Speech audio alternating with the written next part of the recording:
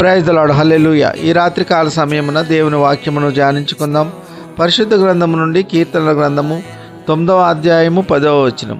యెహోవా నిన్ను ఆశ్రయించు వారిని నీవు విడిచిపెట్టు వాడవు కావు. ఆమెన్. హల్లెలూయా.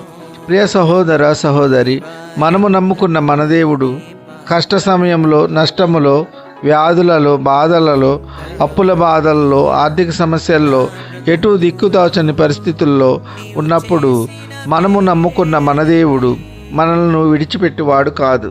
దేవుని దృష్టిలో మనము ఉన్నప్పుడు మన యొక్క నీతిని, యథార్థతను విడిచిపెట్టకుండా ఆయన మార్గములో మనము నడిచినప్పుడు మనము నమ్ముకున్న మన దేవుడు మనకు ఆశ్రయముగా ఉంటారు, ఆదరణగా ఉంటారు, రక్షణకర్తగా ఉంటారు. ఎప్పుడంటే మనము దేవాది దేవుని ఆశ్రయించినప్పుడు, ఆయన చిత్తానుసారముగా జీవించినప్పుడు, ఆయనకు ఇష్టలుగా జీవించినప్పుడు, నేను నమ్ముకున్న నా దేవుడు నన్ను విడిచి వెళ్ళేవారు కాదు అని దావీదు మహారాజు వలె ధైర్యముగా చెప్పుదాం. ఈ కొద్ది మాటలు దేవుడు దీవించునుగాక. ఆమెన్.